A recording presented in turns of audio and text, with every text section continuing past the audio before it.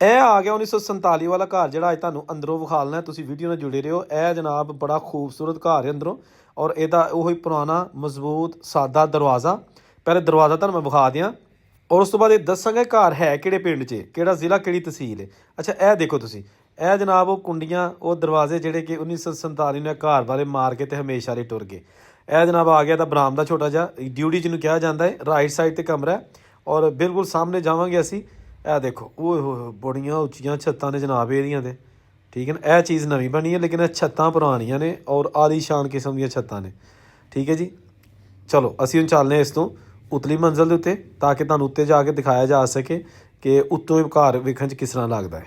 ਇਹ ਆ ਗਿਆ ਜਨਾਬ ਫਸਟ ਫਲੋਰ, ਠੀਕ ਹੈ ਨਾ ਜੀ। ਇਹ ਇੱਕ ਬਹੁਤ ਹੀ ਅਮੀਰ ਹਿੰਦੂ ਫੈਮਿਲੀ ਉਹਦਾ ਘਰ ਹੈਗਾ ਸੀ। ਇਹ ਪਿੰਡ ਦਾ ਨਾਂ ਹੈ ਉਦੋਵਾਲੀ, ਤਹਿਸੀਲ ਨੌਸ਼ਹਿਰਾ ਵਿਰਕਾ ਤੇ ਜ਼ਿਲ੍ਹਾ ਗੁਜਰਾਂਵਾਲਾ।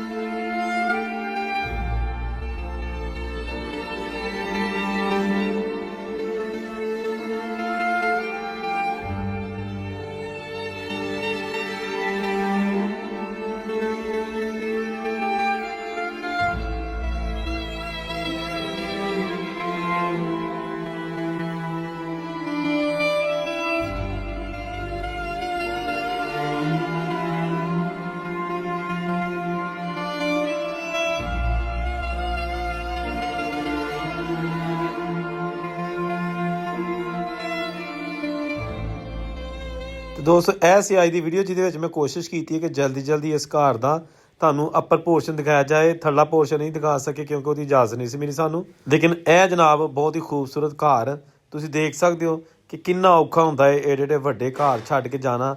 ਔਰ ਇਹ ਇਹਦਾ ਥੱਲੇ ਵਾਲਾ ਪੋਰਸ਼ਨ ਹੈ, ਜਿਹਦੇ ਵੀ ਕਮਰੇ ਤੁਸੀਂ ਦੇਖ ਸਕਦੇ ਹੋ, ਲੇਕਿਨ ਉੱਥੇ ਕੋਈ ਫੈਮਿਲੀ ਹੈ ਨਹੀਂ ਸੀ, ਇਸ ਲਈ ਅੰਦਰ ਦਾ ਦਰਵਾਜ਼ਾ ਬੰਦ ਸੀ।